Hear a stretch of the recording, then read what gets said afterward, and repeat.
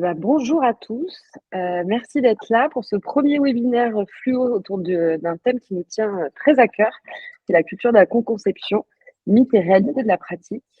Donc, ce webinaire aujourd'hui sera essentiellement animé par Dounia, avec Nicolas et moi également. Je vais me présenter rapidement. Donc, moi, je suis Marion Le Cerf, je suis coach produit et cofondatrice de Fluo. Donc, Fluo, on se positionne sur tout ce qui est conseil et accompagnement des organisations vers leur transformation pour être beaucoup plus product driven. Voilà. Merci beaucoup, Marion. Alors, moi, Nicolas Poitelon, je vais raconter aussi brièvement qui je suis et surtout pourquoi la co-conception a été très important dans ma carrière et aussi, évidemment, au sein de Fluo. Moi, je suis un ancien développeur, je suis plutôt jeune, donc j'ai pas mal évolué de coach agile, coach en organisation, sur différentes expériences et différents clients. Mais ce qui était intéressant dès le début, quand j'étais développeur, mais ça s'est évidemment traduit après, c'est que la co-conception, c'est fondamentalement quelque chose qui permet de changer un paradigme, celui du modèle projet sur un modèle produit. Et c'est même quand on commence à faire de la transformation, un des premiers leviers nécessaires pour commencer à se mettre ensemble autour d'une table, se mettre ensemble pour travailler les enjeux et comprendre les enjeux de chacun si on n'est pas forcément, si on n'a pas les mêmes rôles, que ce soit entre développeurs, product owners, designers et même métiers. Et ça fait partie de ces modes d'organisation qui permettent de définir collectivement les bonnes solutions et de déterminer surtout les bonnes solutions au regard des enjeux qu'on peut avoir. Et dans notre manière de voir les choses à Fluo, lorsqu'on entreprend des transformations, ça fait partie des premières choses qu'on installe parce qu'elles permettent de se poser les bonnes questions ensemble, d'amener une culture produit au sein d'une organisation qui souvent est plus orientée sur le delivery. Et c'est ces changements de paradigme et de culture, puisqu'on l'opère dès le début, souvent sur les opérationnels, les équipes de réalisation, les équipes produits. Mais évidemment, ce principe-là, il est tout aussi important à différents degrés de l'organisation, que ce soit le middle management et même la direction, quand ils commencent à réfléchir autour de la stratégie et qu'est-ce qu'on souhaite atteindre par le biais de cette stratégie et comment on souhaite le faire. Et donc, Dounia, comment tu vois les choses? Quel est ton parcours? Raconte-nous un peu. Oui, alors moi donc je suis Dounia, je suis coach produit également, facilitatrice et formatrice, et ça fait 20 ans que je travaille dans le product management et la transfo digitale. Juste pour rebondir sur ce que tu disais, Nicolas, j'ai quelques chiffres à donner qui pour moi sont assez marquants et reflètent vraiment la nécessité de revoir les pratiques managériales et aussi de créer en fait un environnement plus productif et plus épanouissant pour les collaborateurs.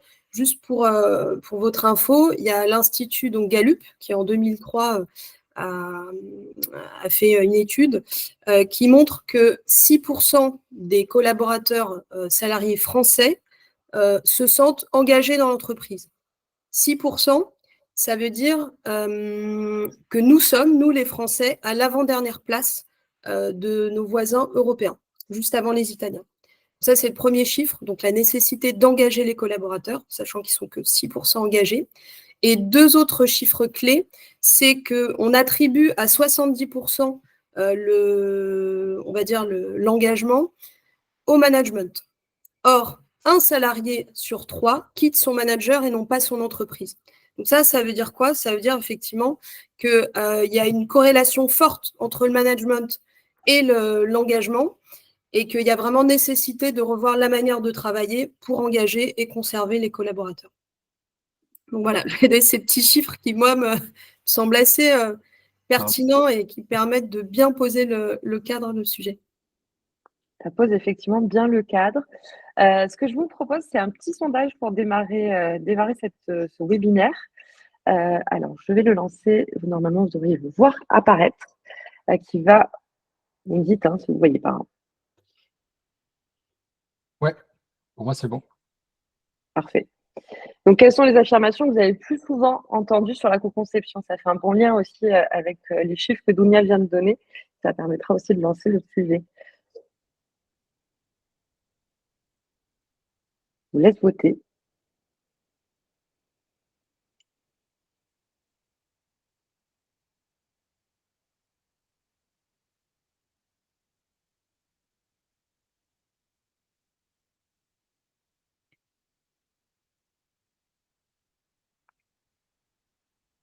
Ok.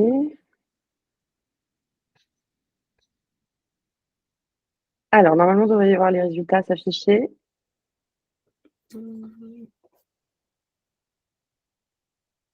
Oui. Alors pour moi, c'est bon. Dunia, c'est bon? Moi, non, mais c'est pas grave. Dites-les-moi. Moi, je Non, mais donc globalement, c'est assez. Ça se regroupe sur 3 réponses qui est on peut co-construire que sur certains sujets précis. C'est utile, mais c'est un processus long et fastidieux. Et le troisième, c'est au final, on va atterrir sur des solutions qu'on connaissait déjà ou sur un consensus mou. D'accord. Ok, ok.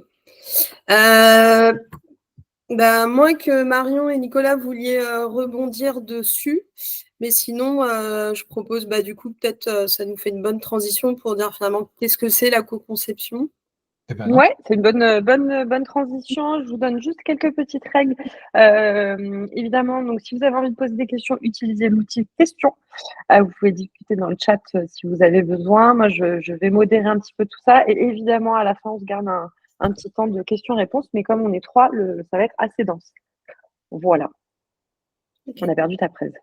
Oui, parce qu'elle ne déroulait pas. Donc, je la relance. Hein, voilà, là, j'espère que... Voilà. J'espère que là, ça défile. Ça arrive. Ouais. Super. Parfait. Ok. Donc, alors effectivement, co-conception, de quoi parle-t-on?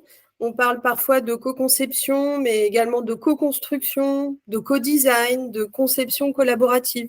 En fait, tout ça, ça englobe à peu près la même chose. Hein. C'est des termes pour dire finalement la même chose, à savoir qu'on va être sur un processus collaboratif. Et en fait, qui dit processus collaboratif, dans processus, il y a la notion d'étape et aussi la notion de transformation qui est importante.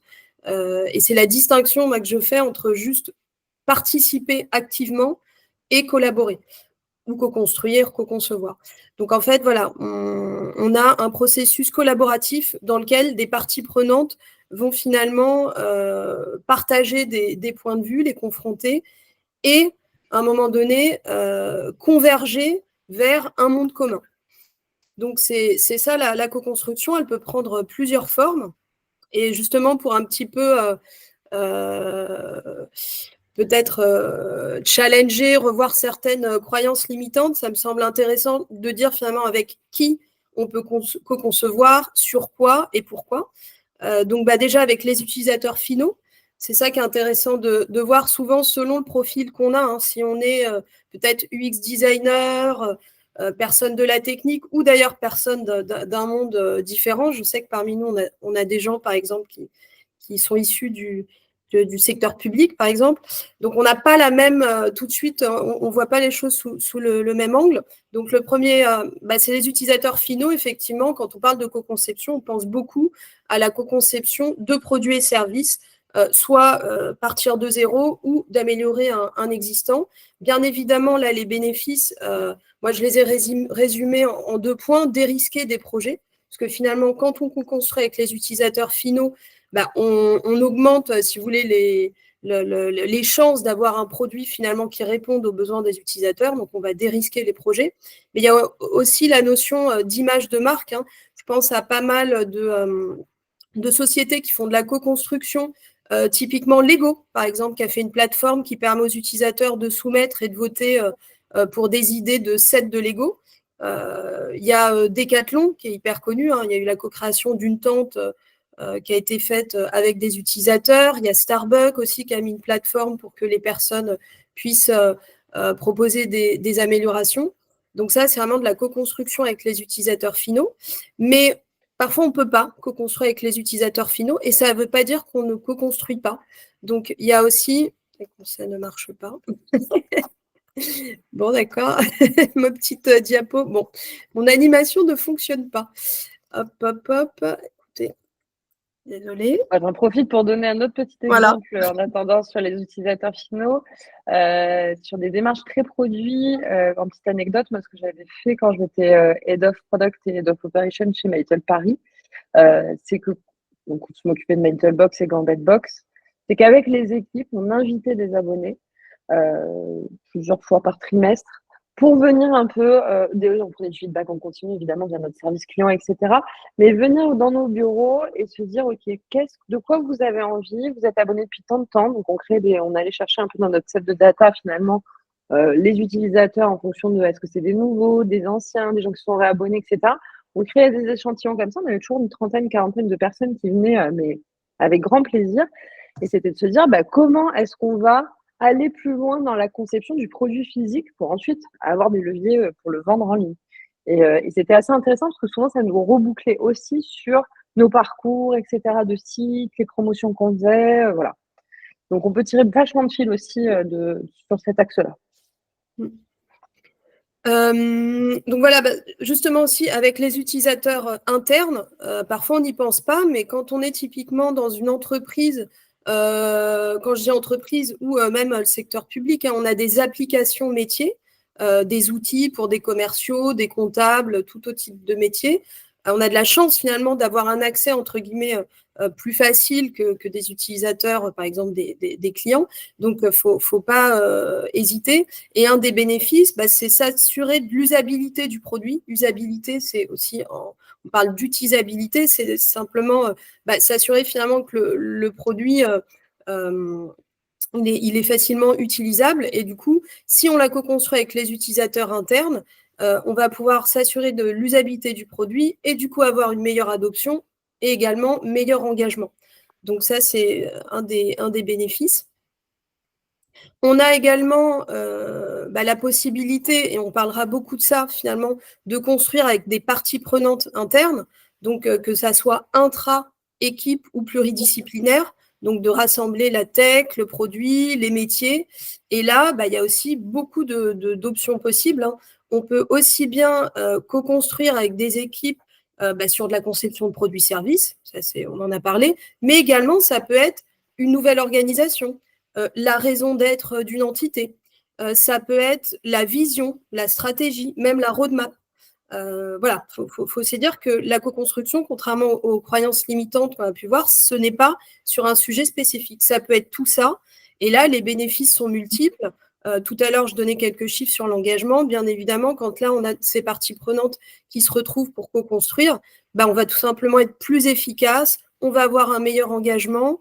Et la force de l'intelligence collective, c'est que ça va aussi pouvoir favoriser l'innovation. Et puis aussi, on va pouvoir progresser individuellement. Finalement, en étant en contact des autres, nous-mêmes, on va apprendre d'une certaine manière. Oui, et les intégrations des enjeux de chacun. Hier soir, on était un meet-up où on disait le métier est là et il a des dates, des time box, voire des dates limites pour des raisons commerciales. C'est important de rappeler ces enjeux. C'est important de les poser dans le cadre dès le début quand on fait une co-conception d'une solution, mais que dans le cadre, il y a une date limite de livraison. La partie tech et produit doivent intégrer ces enjeux dans la manière dont ils vont réaliser les choses. Donc voilà, ça permet de surtout dérisquer, tu l'as très bien dit, un maximum le projet et surtout d'intégrer ces différents enjeux et pas juste que ce soit posé au départ. Que quelqu'un les incarne, c'est très important quand on commence à tisser vraiment une démarche, une solution, sinon on risque de les oublier ou de ne pas les faire siennes et c'est là où on peut rater un projet. Et sur cette partie prenante, je rajouterais aussi que c'est un bon moyen. Alors, il y a des ateliers type event storming, notamment, qui permettent justement, quand on le fait avec le métier, de réaligner tous les schémas mentaux. Je vous donne un exemple. Vous avez un bout de système que vous avez envie de refaire, un bout de parcours, c'est souvent le cas, une refonte à faire. Pour faire ce type d'atelier-là et impliquer le métier, notamment quand c'est en interne, ou même ça marche sur les utilisateurs internes aussi, sur l'exemple d'avant, c'est de se dire, on met tout le monde autour de la table, on fait cet atelier et on va aller dans la compréhension profonde de ce que le métier fait vraiment et ce dont il a besoin via le logiciel qu'on est en train de déconstruire pour mieux reconstruire derrière. Voilà. Brainstorming, je vous le recommande largement aussi dans ce cas-là. Merci Marion. Et puis voilà, enfin, toujours pas, bon, c'est pas grave. J'allais dire, il y a aussi avec les partenaires pour par exemple de l'open innovation. Enfin, voilà ce qu'on connaît sous le nom d'open innovation. Donc ça va pouvoir favoriser l'innovation, augmenter son time to market, avoir une plus grosse force de frappe. Voilà. L'idée, c'était un petit peu de vous montrer finalement voilà, que la co-construction, ça peut être aussi bien avec des utilisateurs finaux. Parfois, ce n'est pas possible. Il y a des entreprises, on le sait, qui n'ont pas soit la culture, le mindset pour le faire ou l'accès. Mais dites-vous que on peut aussi co-construire en interne ou avec des partenaires. Et donc, toujours pas. Hein. Donc, désolée. En fait, à chaque fois que je veux. C'est la loi du direct. Non, mais je suis obligée de relancer la presse. Donc, bon, voilà. Allez. Voilà. Tu veux que je les passe, les slides, peut-être? Oui, si c'est mieux pour toi, ouais. Je te laisse la main parce que.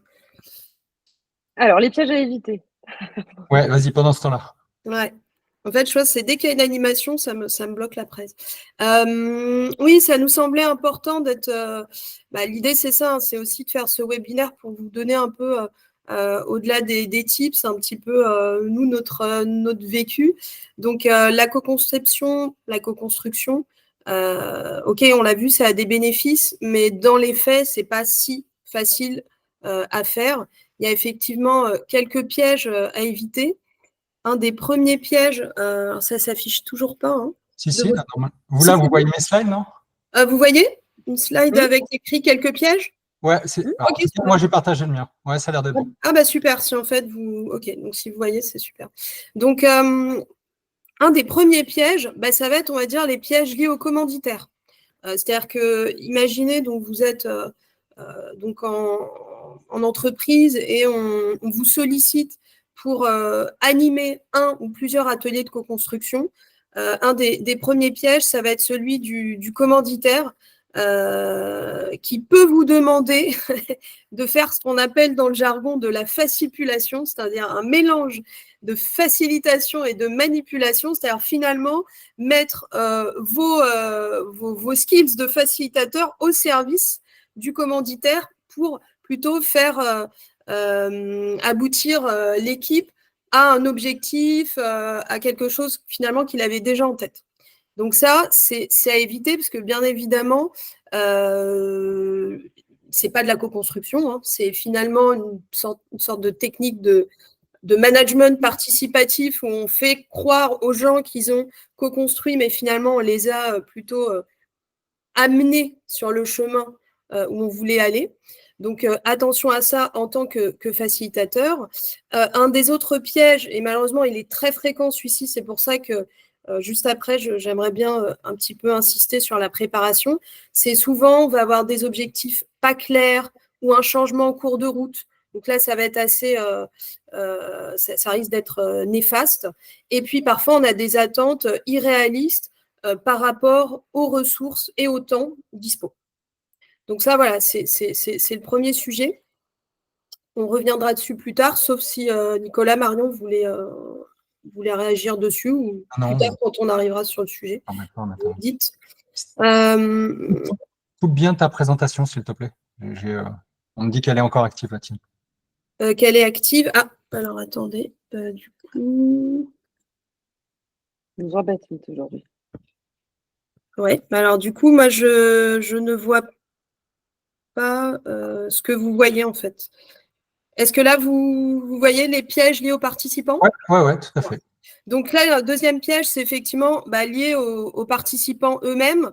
Les risques quand on fait des ateliers de co-construction, c'est les digressions, les bavards, les détracteurs en atelier et le manque d'engagement. Et donc, c'est pour ça qu'un des leviers, ça va être la communication. Voilà, communiquer. On reviendra dessus tout à l'heure. Et enfin, c'est les pièges liés au facilitateur lui-même. Là, je parle de mon expérience propre en tant que coach et facilitatrice de nombreux ateliers.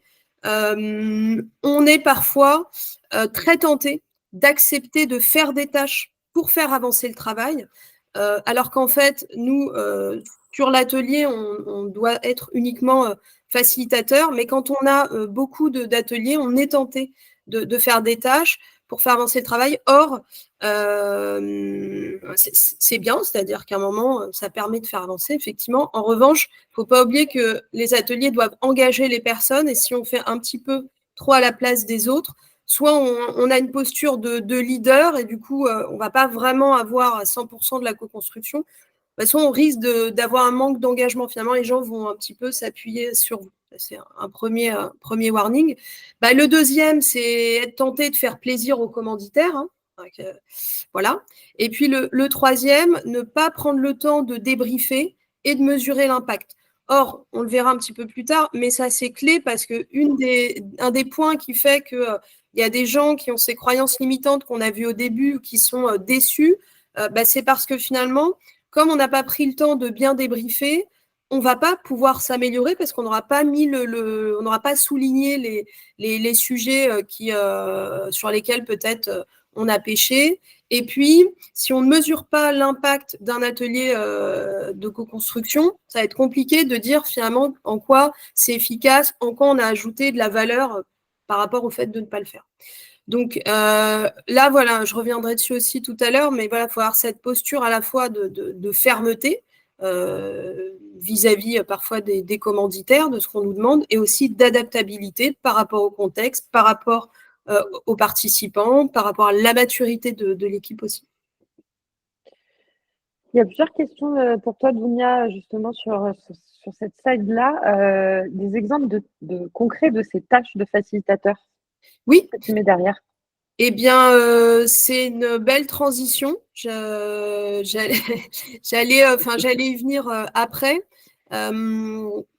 Le premier point, si ça vous va, que je voulais aborder, mais on y vient de toute façon, c'est la préparation. C'est pour ça que, donc, alors moi j'aime bien les citations. Donc bien commencer est à moitié fait, hein, disait Aristote. Et effectivement, pour moi, vraiment en tout cas, un des gros tips, c'est en tant que facilitateur, il faut bien cadrer et préparer pour maximiser les chances de succès des ateliers collaboratifs. Donc, si vous voyez ma slide, parce que moi je vois Aristote, mais est-ce que vous voyez bien la... Voilà, super. Non, mais c'est moi qui la passe. Des fois, je ne sais pas si tu veux que je passe. Donc, voilà. n'hésite pas à me demander de faire suivant. Voilà. Donc, ça, typiquement, tout ça, c'est le job d'un facilitateur, c'est-à-dire le cadrage.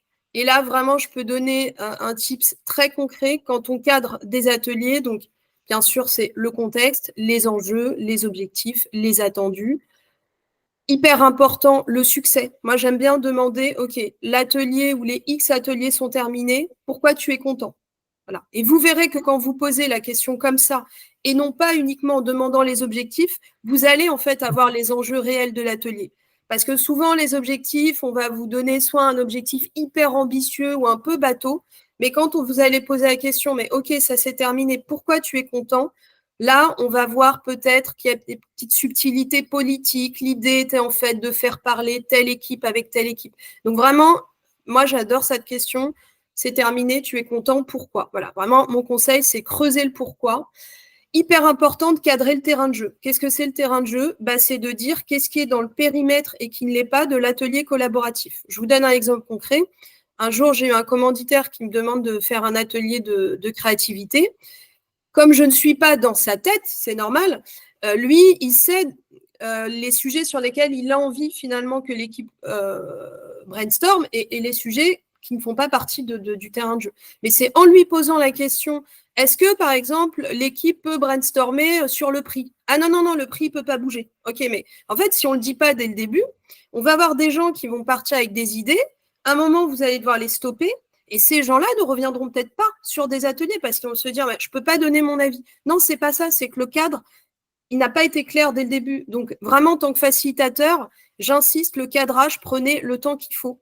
Ça peut être 1 heure, ça peut être 2 heures si c'est un sujet important, mais à minima 1 heure pour vous assurer que vous avez votre checklist du point 1 sur le terrain de jeu, les attendus, etc. Et aussi les participants, hyper clés de savoir, au-delà de qui sont les bons profils, les relations qu'ils ont entre eux. Est-ce qu'il y a des liens hiérarchiques? On a besoin de le savoir, parce que s'il y a des liens hiérarchiques, la liberté de parole ne sera peut-être pas la même. Est-ce qu'il y a des tensions? Tout ça, c'est hyper important. Et c'est lors du cadrage qu'on le fait. Après, il y a tout ce qui est planification. Je ne reviens pas là-dessus, c'est un peu le bon sens, mais c'est le matériel, s'assurer des ressources, etc. Petit tips qui existe, il y a plein d'outils. Il y en a un qui s'appelle les 7P, c'est un acronyme. On peut le retrouver dans un livre qui s'appelle Gamestorming, que je vous conseille si vous voulez mener des ateliers. Et aussi, on a de la chance d'avoir plein d'outils collaboratifs comme Miro, Mural, et il y a énormément de templates dessus, dont un qui s'appelle le Workshop Preparation Canvas. En fait, c'est des templates déjà faits, et comme ça vous permet de vous poser les bonnes questions. Point non négligeable également, le timing et la timeline, c'est-à-dire bien cadrer la durée, le séquençage des activités dans le temps. C'est-à-dire que hyper important de savoir si on a 2 heures ou 10 ateliers, parce que ce n'est pas forcément pas la même chose. Et moi, ma recommandation, c'est de privilégier les formats courts pour éviter l'essoufflement. Ça, c'est vraiment, avec le temps, je l'ai vu. Alors, ce n'est pas hyper facile à faire, mais idéalement, c'est de privilégier, par exemple, des formats, je reviendrai dessus plus tard, mais par exemple, si on fait un design sprint, ce sont des ateliers qu'on va faire sur une semaine ou quelques jours. Le fait d'avoir finalement un enchaînement, on bat le fer, entre guillemets, tant qu'il est chaud, quoi. Les gens sont vraiment engagés. Alors que quand on a, moi je l'ai fait, des ateliers de 2 heures toutes les semaines, les gens sont emballés, mais à un moment donné, voilà, il y a un essoufflement parce qu'on commence à prendre le rythme et puis ça devient un petit peu une routine. Et qui dit routine, parfois, voilà, on perd un petit peu. Autre point important, c'est ce que j'appelle le processus, c'est assez clé. C'est finalement quelle approche on va adopter pour mener des ateliers de co-construction. On reviendra dessus plus tard, mais il y a beaucoup d'approches qui existent sur le marché. Se dire, OK, est-ce que je fais, par exemple, une approche design thinking? Est-ce que là, c'est juste un atelier de créativité? Est-ce qu'on est là pour fixer une roadmap? Donc, selon l'objectif de l'atelier, il faut qu'on travaille son processus. Son déroulé, c'est quoi? Ça va être l'agenda, les activités qu'on veut mener avec l'équipe. Ça aussi, ça se travaille. Un petit tips, c'est de tester soi-même ces activités. C'est-à-dire que si vous avez en tête de faire des petits exercices et que vous ne savez pas si ça va prendre, faites-le déjà avec vous-même, c'est-à-dire essayez de trouver des réponses aux consignes que vous avez données. Si vous voyez que vous galérez, c'est que c'est pas bon. Va falloir peut-être revoir le déroulé. Donc vraiment ça, je le conseille, tester soi-même ou avec des pairs le déroulé. Et enfin, la communication, c'est clé à tous les niveaux. Hyper important de communiquer clairement sur les objectifs et les attendus du travail préparatoire. Si par exemple les personnes en amont doivent lire quelque chose ou elles doivent faire des petits post-it avant parce que le jour J, on a 30 personnes, donc on n'aura pas le temps de passer en revue chaque post-it. Il faut déjà que le facilitateur il combine tout ça. C'est hyper important de le dire en amont et aussi d'expliquer pourquoi. On est toujours dans le pourquoi. Voilà. Toujours dans le pourquoi et encore plus quand on embarque le métier. Parce qu'ils n'ont pas l'habitude, vous le savez, mais ils n'ont pas l'habitude d'être dans ce type d'atelier. Bien que moins d'expérience pour en avoir embarqué beaucoup, après une fois qu'ils sont dedans, ils n'ont plus envie d'en sortir. En général, s'ils voient l'intérêt et ils s'intéressent au métier des uns et des autres, c'est ça aussi qui est important. C'est comment, dans une organisation aussi où le métier est complètement séparé de la tech et du produit, par exemple, comment on arrive à les ramener dans ce changement de paradigme, dans les méthodes de travail, la compréhension des enjeux des uns et des autres, et faire un espèce de gros one team. Il y a une certaine fierté qui va sortir de là aussi par le métier, parce qu'en fait, il se sentira beaucoup plus entendu, compris, et du coup, en co-construction sur les solutions qui vont arriver. Juste petit reminder, il reste 10 minutes par rapport à notre timing. Je compléterai juste sur une chose pour avoir souvent fait des ateliers de co-conception un peu sur mesure.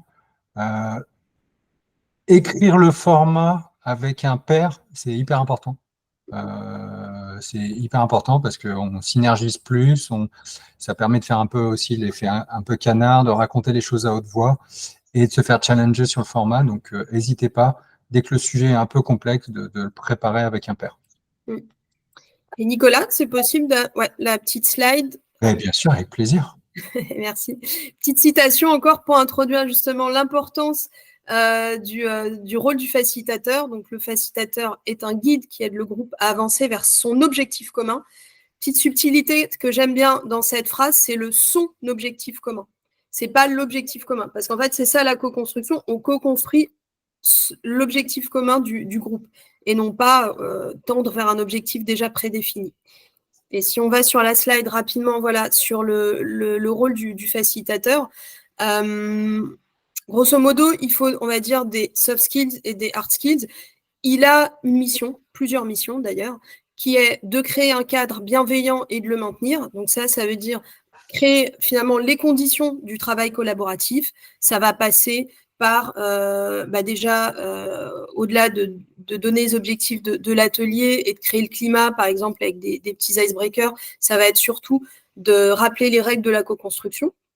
Ça existe, vous pouvez les co-construire avec l'équipe, mais elles existent, comme dire par exemple que la parole de tous compte, etc., qu'il n'y a pas de mauvaises idées, que les idées appartiennent au groupe. Ça, c'est hyper important de le dire dès le début parce que, en fait, moi, je l'ai vu, à force, quand on en anime beaucoup, on se dit que les gens ont l'habitude. Mais il y a des gens qui débarquent parfois pour la première fois à un atelier et ils savent pas finalement comment ça fonctionne. Parfois, ils n'osent pas donner des idées en se disant qu'ils seront peut-être jugés, ou bien ils se disent que s'ils rebondissent sur l'idée de quelqu'un qui ressemble et on se dit oui, mais ça a été déjà dit, alors qu'en fait, c'est ça aussi la créativité, c'est le rebond. On rebondit sur les idées des autres. Donc en fait, c'est hyper important de rappeler les règles de co-construction qui, pour vous, en tant que facilitateur, sont peut-être une évidence, mais elles ne le sont pas pour tous. Moi, je rappelle, par exemple, tout le temps la règle des post-it, même au codir, de dire c'est une idée par post-it. Un post-it, il doit être autoporteur. Quelqu'un qui n'est pas dans le sujet, quand il lit le post-it, il ne faut pas qu'il se pose des 10 000 questions. On est en mode tweetos, on ne raconte pas un roman. Voilà, je le dis même au codir. Bien évidemment, il y a aussi toute la gestion du temps et surtout du partage du temps de parole. Ça, c'est clé. Débloquer les situations de conflit, ça fait partie des missions du facilitateur. Faire avancer la réflexion et la rendre visible. Moi, personnellement, c'est aussi une des raisons pour lesquelles je fais ce métier. Je trouve ça passionnant de voir qu'on part d'un point A et que finalement, nous, en tant que facilitateurs, on aura permis vraiment de faire avancer une réflexion, alors qu'au départ, rappelez-vous la définition que je donnais, on a des différents points de vue. À un moment donné, on va tendre vers justement un monde commun. Et quand je dis rendre visible, ça veut dire déjà visuellement, donc sur le mur, par exemple, sur des boards, mais aussi de bien insister, rappeler ce qu'on a mis en place pour valoriser finalement ce qui a été fait. Et donc, un des jobs aussi, c'est de faire converger. Souvent, on a tendance à penser au brainstorming, la divergence, on part dans tous les sens. Bien évidemment, à un moment, il faut faire converger l'équipe. Ça veut dire qu'il faut être un peu, bien insister, rappeler les objectifs, rappeler le timing, etc. Et puis expliquer qu'on n'est pas sur un débat d'idées qui est qu'une confrontation. À un moment donné, on doit avancer en fait. Donc, c'est une des missions du facilitateur. Et en termes de posture, faut à la fois effectivement beaucoup d'empathie, donc de l'écoute active, de la reformulation, de la curiosité, aller un petit peu, comme j'aime bien dire, creuser les pourquoi. Il faut avoir une posture neutre. En fait, c'est ça la différence entre un animateur et un facilitateur. Parfois, on n'a pas le choix. Tout le monde n'a pas un budget pour se payer un facilitateur. Dans l'idéal, c'est quand même, en tout cas, si on ne peut pas l'avoir, il faut, si on joue ce rôle, même si on est sachant, on doit avoir, comme on dit, une posture finalement basse sur le contenu, une posture haute sur la facilitation. Donc voilà, il faut. C'est pour ça que c'est pas un job, on va dire, pour tout le monde. Il y en a qui ont du mal quand ils connaissent le sujet de pas s'immiscer dans la discussion. Non, là, on est vraiment neutre. Et ça va aussi avec l'humilité, c'est-à-dire que même si on est expert du sujet parce que ça fait 20 ans qu'on travaille, moi, si je fais une mission de facilitatrice, je vais laisser le groupe parler, quoi. Enfin, c'est pas, on me demande pas à moi de poser mes post-it. Et l'humilité, c'est aussi sa capacité à se remettre en question, à s'améliorer sur le métier de facilitateur. Et puis adaptable, je l'ai dit au début, à un moment, vous allez voir que en fonction des participants que vous avez, Vous avez peut-être prévu un exercice, va falloir le complètement switcher parce que ça prend pas. Le timing fait que ça a digressé, c'est normal, toujours un peu. On va devoir peut-être revoir les choses. Mais rappelez-vous, à côté, je disais rendre visible et communiquer. Voilà, il faut juste bien prendre le temps de redire les choses si vous devez vous adapter. Faut pas que les gens soient frustrés.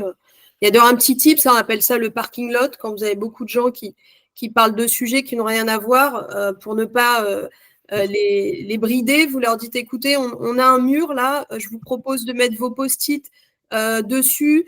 Si les sujets qui sont abordés ne sont pas ceux qui sont en lien avec le sujet actuel.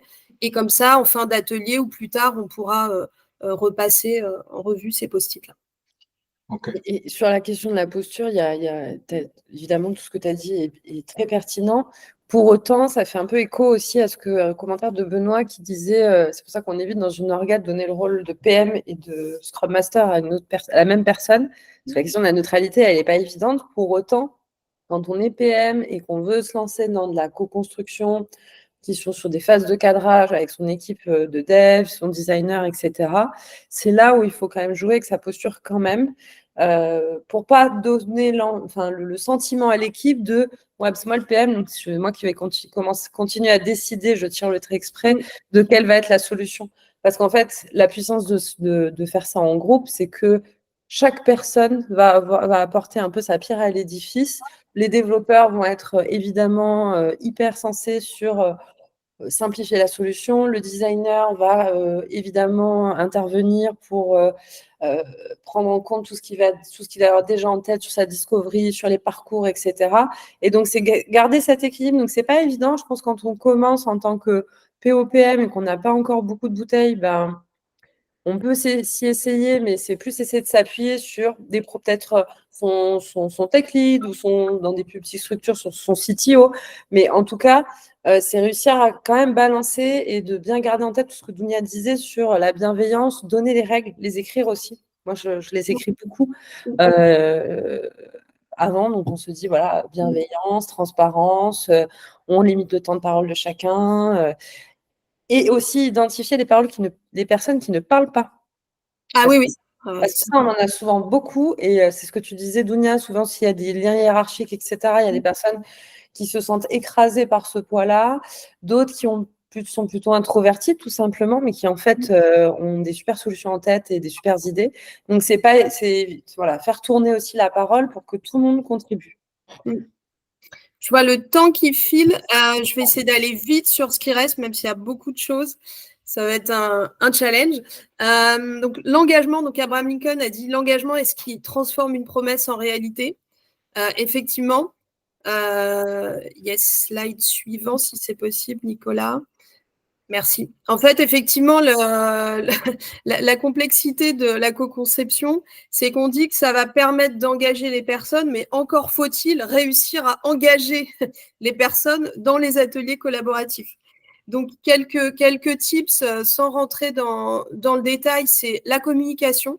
En gros, la communication avant les ateliers, j'en ai parlé tout à l'heure, tout le long des ateliers, rappeler les objectifs, les règles, montrer ce qui a été fait, mais aussi le après. C'est hyper important de faire une restitution des ateliers pour rendre la réflexion accessible à tous. Et moi aussi, un point sur lequel je voudrais insister, c'est le fait d'expliquer s'il n'y a pas de suite à l'atelier. Il est important, par souci de transparence, d'expliquer les raisons. Parce que ça, c'est ce qui fait que des personnes après ne reviennent plus. Elles ont peut-être fait 1, 2 ou 3 ateliers et puis on ne les tient pas au courant de la suite.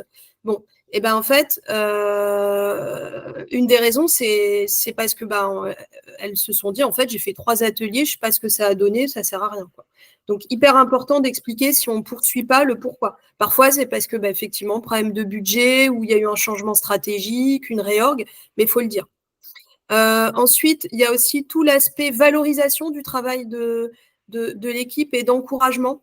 Donc, valoriser et encourager, c'est par exemple rappeler bien sûr que la parole de tous compte, que finalement, on peut tous travailler ensemble. En tant que facilitateur, il est hyper important pour ces raisons d'avoir un déroulé rythmé, c'est-à-dire à la fois prévoir des ateliers, des activités ludiques, des sessions de créativité, mais aussi un temps pour décider. Donc en général, je vous suggère que ce temps-là soit assez court pour pousser à la prise de décision et d'action. Un temps pour débriefer, c'est hyper important que les gens prennent un peu de recul sur ce qui a été fait. Voilà, ce moment d'incubation. Et puis valoriser les idées des autres, c'est-à-dire valoriser les idées des autres et les remercier. Valoriser, c'est-à-dire de réinsister sur le fait que ce qui a été dit, bah voilà, ça va vraiment aider. Et puis aussi, ça on n'y pense pas, mais donnons aussi des kudos. Vous savez, les kudos, c'est un peu ces remerciements à la fin d'un atelier. Ça fait toujours plaisir d'entendre « Ah, super, un tel… ce que tu as dit à ce sujet-là, c'était vraiment bien, ou un truc un peu drôle, super pour ta patience, etc. » Mais en fait, voilà, juste la contribution de chacun, la valoriser comme ça. Et puis, célébrer les victoires. Ça peut être des rex, des pots informels, des rétros pour aborder aussi ce qui n'a pas bien fonctionné, mais pas que ce qui a fonctionné. Mais ça, c'est hyper important. C'est comme ça qu'on engage davantage les gens dans les ateliers, quoi. Voilà. Et puis, un des points importants, c'est la méthode, hein. J'en parlais tout à l'heure. Il faut opter pour des méthodes adaptées au contexte. Si on défile juste la slide. Mon point, c'est pas de rentrer dans toutes les méthodes parce qu'on pourrait faire 1 heure ou plus sur chaque méthode, mais j'ai essayé de mettre un petit peu les bonnes questions à se poser quand vous avez envie de dire « Ok, mais finalement, avant de lancer des ateliers de co-construction, je dois penser à quoi ?» En termes de déroulé, je dis bien, le timing, typiquement, est-ce que vous avez quelques jours ou quelques mois? C'est pas la même chose. Si on est sur quelques mois, on va peut-être vraiment avoir une approche. Exemple, le design thinking, qui est une approche qui prend un certain temps. L'objectif, est-ce que vous êtes là pour explorer un problème qui est mal défini ou vous voulez développer des solutions innovantes et trouver des solutions rapides et concrètes? Là aussi, un exemple, parce que souvent on me pose la question, le design thinking, par exemple, c'est une approche centrée utilisateur qui est très bien quand on veut explorer un problème qui est mal défini. À l'inverse, un design sprint, c'est un format très court qui demande aussi beaucoup de travail de préparation en amont. Mais en général, du coup, comme le problème, il est assez clair, ce qu'on veut, c'est plutôt en sortir des solutions rapides avec un proto. Donc voilà, posez-vous la question de l'objectif. Et bien sûr, on revient toujours à ce sujet des people et des ressources et des inputs qu'on a. Est-ce qu'on a possibilité d'avoir des utilisateurs finaux? Oui, non. Ou internes. Là, forcément, on ne va pas faire les mêmes approches, on ne va pas faire de design sprint si on n'a pas d'utilisateurs. Il y a des choses qui n'ont pas de sens. Hyper important, est-ce qu'on va pouvoir constituer des équipes pluridisciplinaires qu'on va pouvoir mobiliser? Quelle data on a à dispo? Voilà, ce genre de points hyper clés pour aussi savoir quel profil on va mettre autour de la table. Et enfin, quand je dis les people, c'est vraiment sur la maturité des approches collaboratives, savoir finalement s'il va falloir peut-être faire une petite acculturation ou bien se dire que non, là, cette approche, c'est pas pour tout de suite, on va partir sur quelque chose de beaucoup plus simple. Voilà, et dernier point, et comme ça après on pourra échanger. Voilà, c'est Peter Drucker qui a dit ce qui est mesuré est amélioré, que vous connaissez peut-être souvent sur la formulation on ne peut améliorer que ce qu'on peut mesurer. C'est très juste et ça vaut aussi pour les démarches de co-conception. Voilà, super. Donc moi, c'est juste des petits tips que je vous donne, en fait, que j'ai pu mettre en place parce que comme j'ai eu la chance de faire partie d'un pool de coachs facilitateurs, notre objectif, c'était de nous améliorer en continu et de voir si ce qu'on mettait en place auprès des équipes, ça fonctionnait bien. Donc déjà, en premier lieu, c'est définir des objectifs clairs et mesurables en amont de la démarche. Donc ça, là, c'est pour moi la base. Deuxième point, c'est par exemple à chaud. Moi, je conseille de mesurer l'impact à chaud, par exemple, de la satisfaction des participants. Donc, ça peut être, dans le jargon agile, un ROTI, donc un Return on Time Investment. Pour les gens qui ne connaissent pas, c'est tout simplement de sonder, de demander aux gens avec une main sur avec ses doigts de 1 à 5 le retour sur le temps passé en atelier. Ça peut être un feedback aussi en fin d'atelier et aussi clôture si on a mis en place plusieurs ateliers. Donc ça, c'est à chaud. Moi, je fais aussi des sondages pour recueillir ce qu'on appelle un delta SAT et un NPS. Donc, le delta SAT, c'est de voir l'écart entre les gens qui sont très contents et moins contents de l'atelier. Et un NPS, c'est ceux qui recommandent la démarche. Et bien évidemment, c'est assez clé si on veut étendre, diffuser la culture de la co-conception en entreprise. Et puis, un autre point pour vraiment mesurer la valeur de ce qu'on a mis en place, pas juste est-ce que les gens sont contents ou pas, c'est donc dans les sondages à chaud, moi je rajoute déjà des critères prédéfinis, par exemple de dire ça a permis de vous aligner, ça a permis de structurer votre réflexion. Donc j'ai déjà et puis une petite ligne autre. Donc avec ça, j'ai des éléments concrets pour voir en quoi cette démarche de co-construction, elle a été efficace. Moi, dans mes retours, souvent, c'était l'alignement des parties prenantes. Donc ça a de la valeur. Le fait de les avoir aidés à structurer la réflexion. Et aussi, ce que je mettais en place, c'était des sondages, des interviews à froid. Donc, typiquement, par exemple, 6 mois après avoir mis en place vos ateliers, de revoir les personnes. Et ça peut être d'ailleurs vous ou quelqu'un d'autre. Ça peut être pas mal que ça soit un de vos pairs qui aille interviewer, par exemple, Nicolas. Tiens, tu avais participé il y a 6 mois à tel atelier. J'aimerais savoir ce que ça a donné. Qu'est-ce que ça a pu apporter concrètement. Donc ça, je trouve que c'est assez pertinent.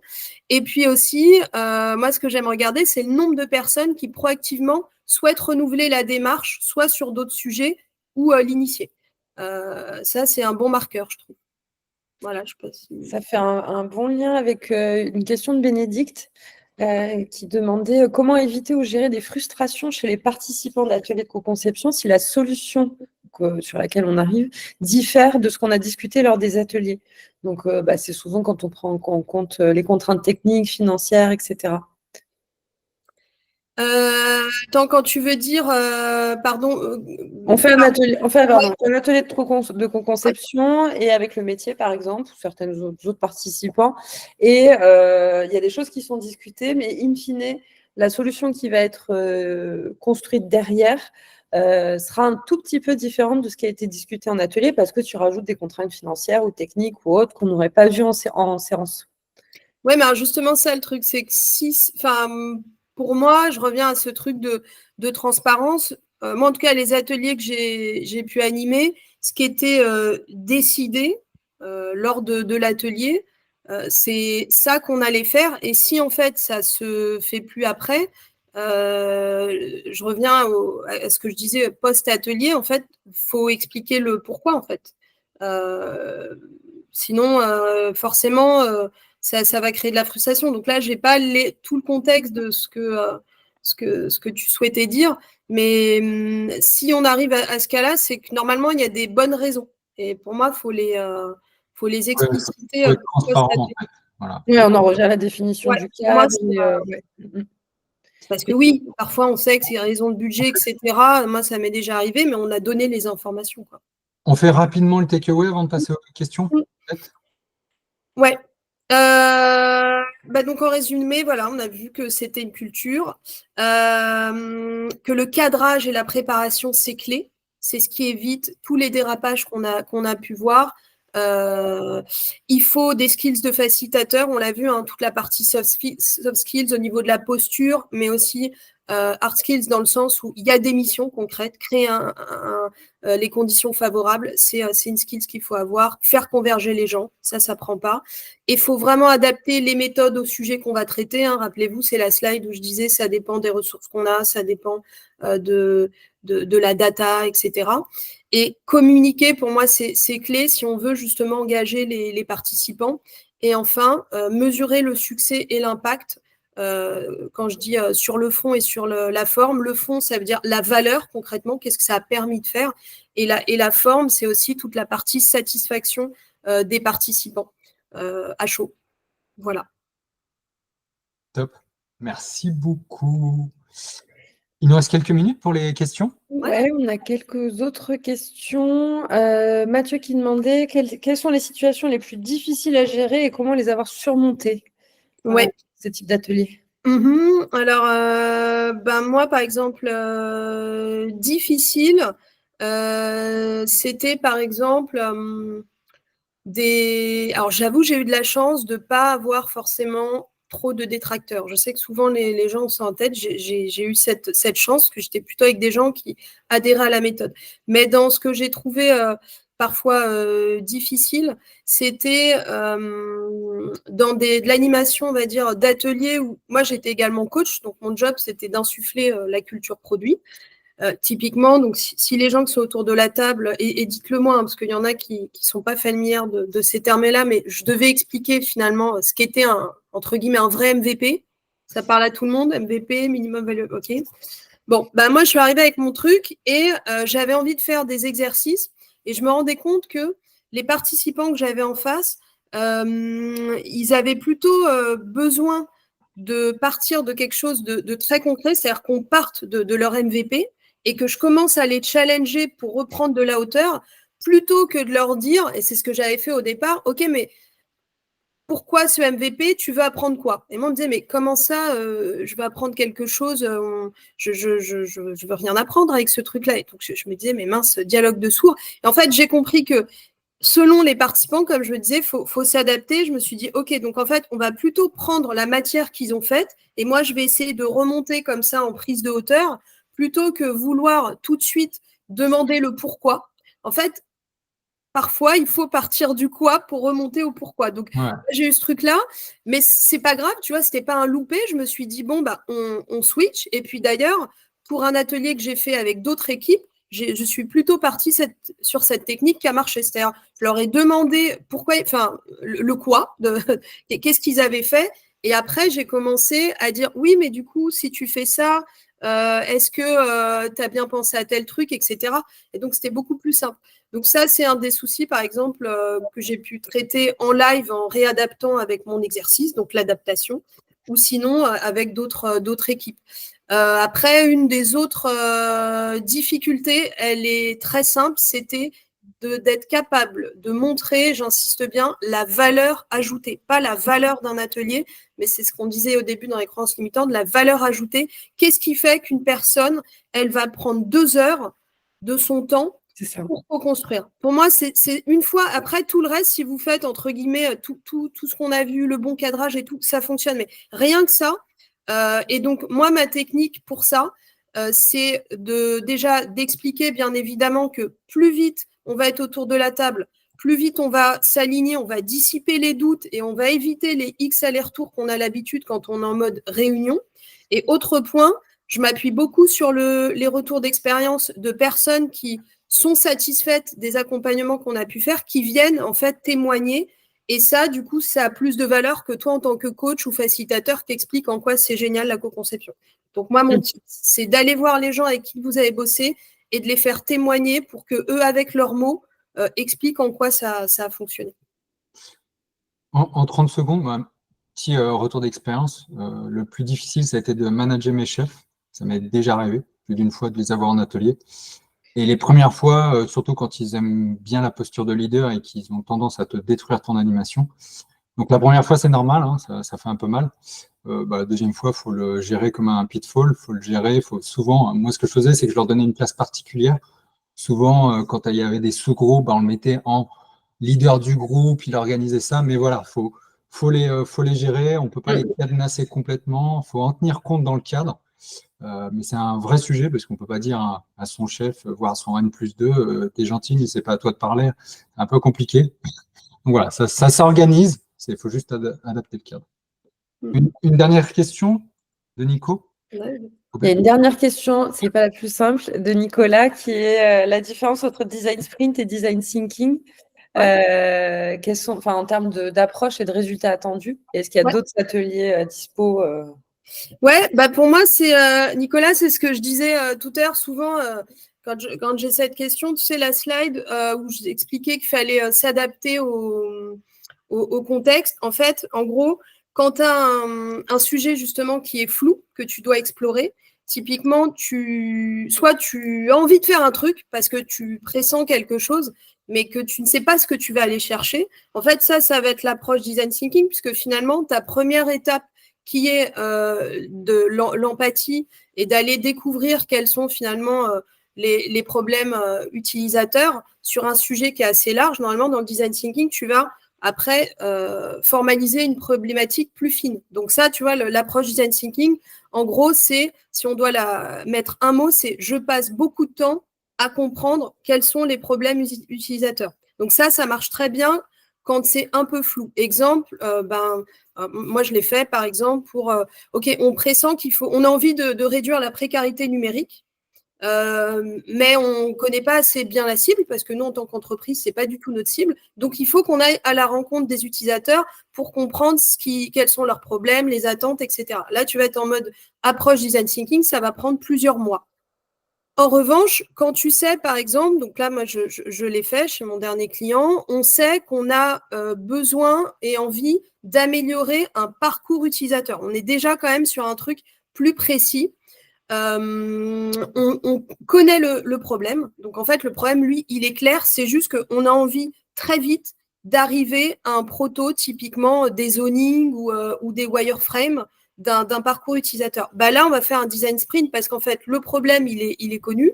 Et donc, dans la semaine, c'est juste qu'on va vouloir mobiliser une équipe pluridisciplinaire et des utilisateurs pour tester nos solutions pour qu'à la fin de la semaine, on ait des protos. Donc, tu vois, pour moi, la différence, elle est là. On est en général sur un sujet beaucoup plus flou en design thinking. On a besoin d'explorer le sujet lui-même, passer du temps sur la découverte. Là où en design sprint, on va plutôt se concentrer sur le résultat qui doit être tangible dans un temps assez court. Donc, ça fonctionne très bien, je trouve, sur des sujets, typiquement, voilà, comme je disais, du X, pas que, hein, mais c'est l'exemple que je donne, par exemple, retravailler un parcours, quoi. Et après, dans les autres méthodes, après, il y a tout ce qui est technique, par exemple, de créativité. Donc là, ça va être tous les ateliers, les techniques d'idéation. Il y a plein d'autres choses qui fonctionnent bien aussi. Par exemple, le design fiction, là, on n'en a pas parlé, mais le design fiction, c'est quand, par exemple, tu es sur quelque chose de prospectif, tu te dis, typiquement, le Covid ou l'IA, c'est un très bon exemple, se dire comment les technos d'aujourd'hui vont impacter le monde de demain et se poser la question dès aujourd'hui pour être dans de l'anticipation et innover. Voilà. Imaginons qu'en 2040, l'IA fait qu'il n'y a plus de banques. On va essayer de réfléchir à des services bancaires innovants dès aujourd'hui. Donc voilà, pour donner d'autres techniques selon ce qu'on a envie de viser. Est-ce que j'ai répondu à ta question? C'était pas mal, mais je crois que le temps a été coulé. Ouais, non, si, Nicolas disait que c'était hyper clair. Donc voilà. Okay. Merci à tous. Est-ce que vous avez une dernière question? Parce qu'il est 14h01, on a encore 5 minutes si vous voulez, mais sinon, on se laisse là pour ce premier webinaire fluo. Si vous pouvez nous mettre une petite réaction via le... Ouais, des petits émoticônes ou un petit rôti, comme vous voulez, mais c'est important pour nous. En tout cas, merci beaucoup. C'était très chouette. Merci, Dunia. Merci, Dunia. Merci à vous. Et puis, bon après-midi. Bon après-midi à tous. Bon après-midi. Merci. Bye bye. Merci à vous. Très bonne journée. Au revoir.